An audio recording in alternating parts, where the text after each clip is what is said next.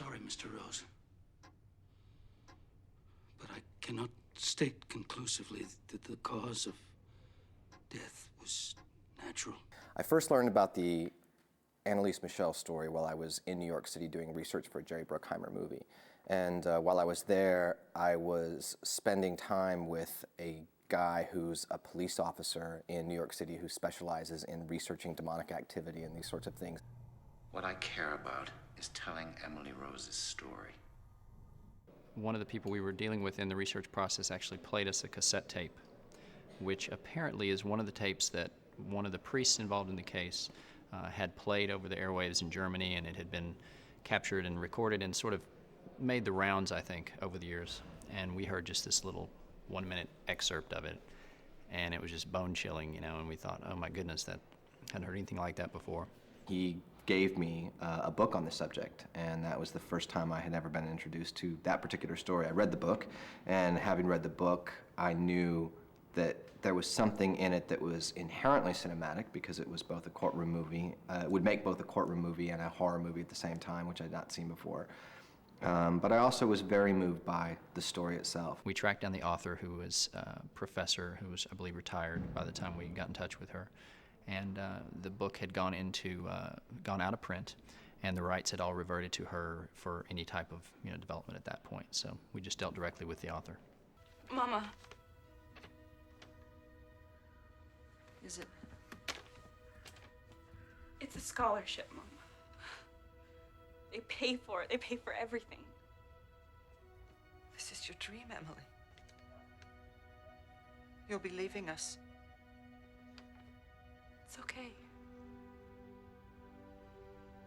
I'll be okay. What made me want to make a film that was inspired by Annalise Michel's story was the fact that no matter how you looked at her story, it presented questions that were disturbing and somewhat unanswerable. Also the fact that so few people knew about this story, so few people have ever heard about it, and I was really moved by the fact that she had gone through this experience and that it cost her life, and there was a sense of burden that I felt after reading her story, that there's some kind of meaning that can come out of her death if it's made into a good film that prompts people to ask interesting questions. That's the, I guess, altruistic answer. The sort of other half of it was that it's just great. It's just a great idea for a movie. This idea of a courtroom and horror coming together, and the exorcisms and people discussing whether or not it was mental illness or demonic possession. I mean, that's just great fodder for cinema. I think for us, horror films are an interesting way to pursue particular ideas very well, and I think some of these ideas about the nature of evil and some of these absolute things that you can deal with metaphorically in a horror film in a more direct way, if that makes any sense. The metaphor becomes real in a horror film, and it helps you deal with some of these bigger issues in some ways. I think horror films can be pretty profound about that type of questioning or those types of themes, and so I think that draws us to it. Plus just the visceral thrill of, good horror films are very exciting to experience.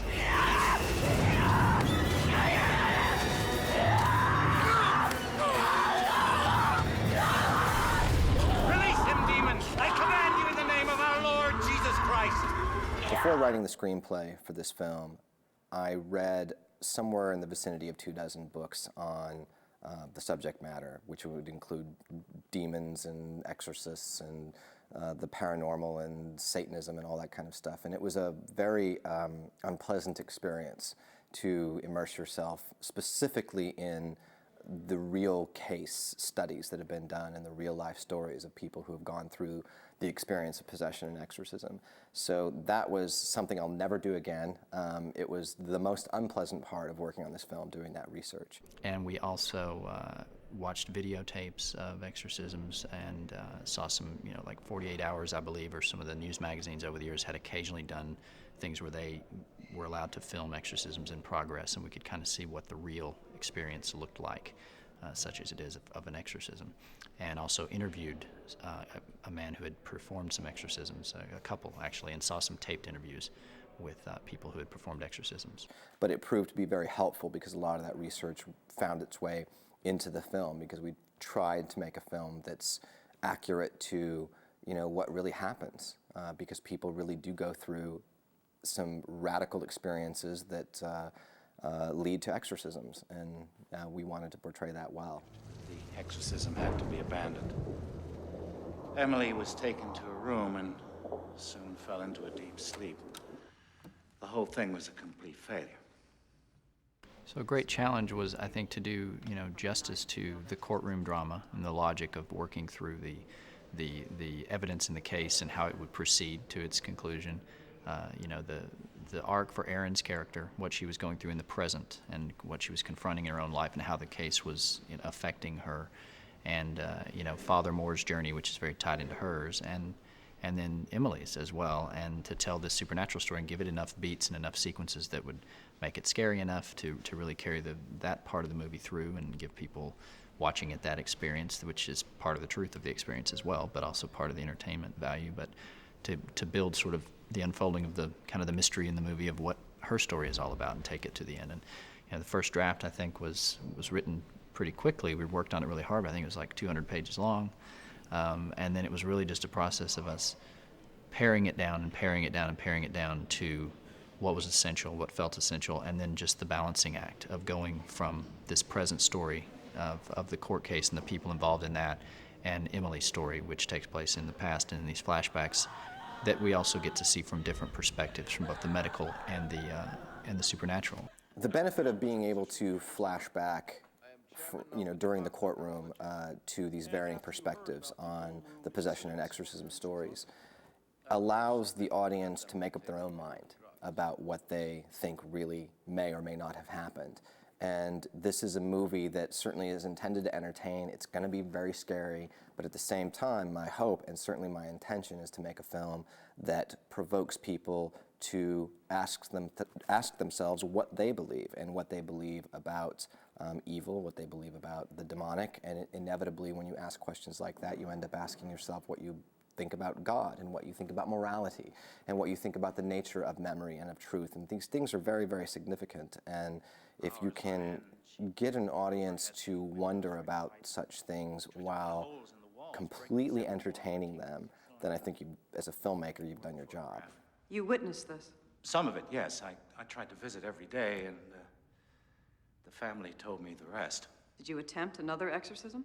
Well, the narrative of this movie, with the courtroom then serving as the flashbacks into the exorcism sequences, I don't know how it will come together, but I'm curious to see how it will come together, because it's an unusual device, and one that I think will work very, very well. I think you have double tension going on. Well, I think that, there's no question that the whole notion of demonic possession has a certain ambiguity, in the sense that some people don't believe in it. And so one of the things in this courtroom side of it that it turns on is whether this is something that can be produced hysterically, as it were, or whether there was some sort of outside agency, i.e. a satanic manifestation that actually inhabited Emily Rose, and that's interesting.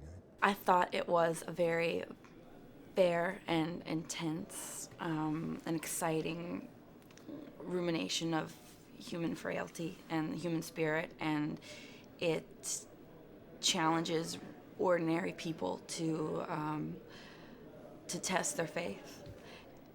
And I wanted to be a part of it. Why did the demons not leave me tonight? She said, "I am sorry, Emily. The demons are going to stay where they are." Then she said, "You can come with me in peace, freed of your bodily form, or you can choose to continue this." I knew that the film was going to address issues of faith and belief. I knew it was going to address the subject matter in such a way that it was going to leave open to the audience whether or not possession is real, whether or not the exorcism that was performed was valid, whether or not Father Moore was guilty of what he was accused of in the film. knew that in order to achieve that, I was going to have a character who represented a more skeptical point of view, and that character was going to have a relationship with Father Moore. She's an agnostic, number one, and she has great doubt and skepticism about the supernatural and about the devil and demons and invasions and, and all of that. She's not a believer as far as all of that's concerned, but here she is. She has to represent this man, and you have to be somewhat respectful when you are representing someone whose beliefs are different from your own. And I think she just listens. And when you listen, sometimes you learn things. I was thinking about what you said to me. Thinking, what if demons really do exist? And wondering what that would mean if I believed that. Because God knows, I have my own demons.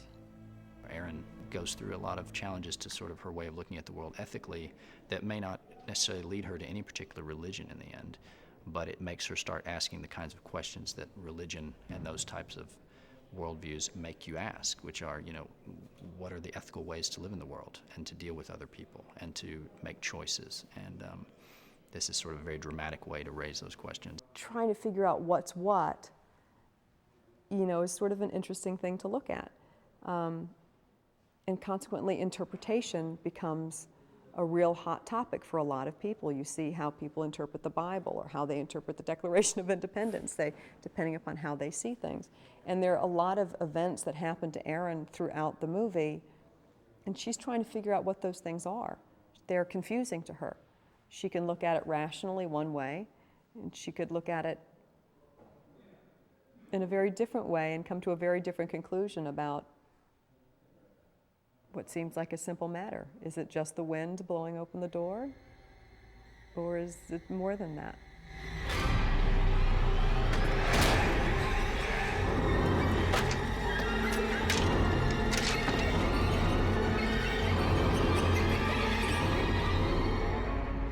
I was very interested in the idea of a character encountering questions of faith and questions of belief, but not necessarily carrying her all the way over to the other side.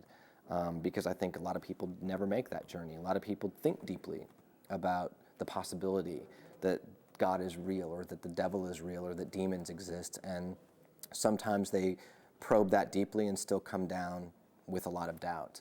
And I thought it was important to portray one character that way, which is really Erin Bruner, but to also portray Father Moore, who's a man of great faith, as somebody whose faith never really wavers. Demons exist whether you believe in them or not, and your involvement in this trial might just open you up to their attacks. Look, Father, I appreciate your concern, but you need to be worried about yourself. Well, clearly he's not a crank, and he's not a stupid man, and he's not, a religious bigot. And therefore, if you see somebody whom you respect, both, as a man and intellectually, and I suppose she does, I'm assuming that she does, then, of course, you can't be quite as cavalier about the beliefs that they hold strongly. And I think perhaps possibly, I mean, of course, in the light of the things that happened to her as well, but I certainly feel that, that you start to take things perhaps a little more seriously if somebody whom you respect takes them seriously himself. You sound more like a mystic than an agnostic. Are you wearing the locket now? No. You should. The character of Ethan Thomas, I was really wanting to portray a man of faith who has skepticism about this particular kind of phenomenon. He's a religious man who doesn't believe in the Catholic notion of possession and exorcism. He's a Methodist, and he's probably very educated. We both agreed that what would be intriguing about him, and hopefully unique in a slightly different way, that would work for the film, is that he's a very kind of intensely intellectual. There's an intellectual passion behind the guy, but it all gets filtered through his determination as a legal servant. Of course, the other side isn't what they mention in the script, is that he's devotedly religious, a Methodist, I think they mention in the script, and a family man, and all these things that you never see. We're not going to show it. But the fact that you hear it makes it even, hopefully, more layered when you see the guy working in court, prosecuting a priest who he feels very strongly overstepped his bounds. And for that reason, he's very morally passionate about what he does. And I love the idea that characters who have religious faith can be complicated like that, because they are. Most of the people who I know who believe in God have great varying degrees of intellect and interest and ambition, and it's just not truthful to stereotype characters like that as only being one way. Father Moore's beliefs are based on archaic and irrational superstition. Emily suffered because she was sick, not because she was a saint. I'm a man of faith, and I am also a man of facts. And in here, facts are what must matter. In this partnership, the Scully-Mulder analogy has been used. Scott is a little more of a believer in some of these things, and I'm more of a natural skeptic, I think. But I'm sort of a very curious skeptic and a fascinated skeptic, I guess you might say, in that I'm not dismissive of the idea of phenomena or experience or things that might be beyond what we perceive or what we're used to perceiving. Movies are movies, and they're entertaining. And they should be entertaining. And I think the most important thing, is that this movie is not trying to tell anybody what to believe or what to think. It is asking questions, but it is certainly not giving answers, nor do I want it to. It's scary because it could happen. And I think people will walk away, hopefully, with this movie saying, with handfuls of what ifs and maybes, and the questions that it asks you to consider and lend your thinking to, they're not easy questions, and sometimes you get scary answers. We're trying to get people to think about things, other than entertaining them and drawing them into just a great story, to think about the world and their experience of it, and pose questions without trying to give some agenda, some answer, some preachiness of any particular view as being the right one. And it all comes down to one specific girl's condition and whether or not it is possibly more than mental illness, if it's possibly supernatural, paranormal, if demonic possession in fact exists. And if it does, there's great ramifications to that. There's great implications that come along with that.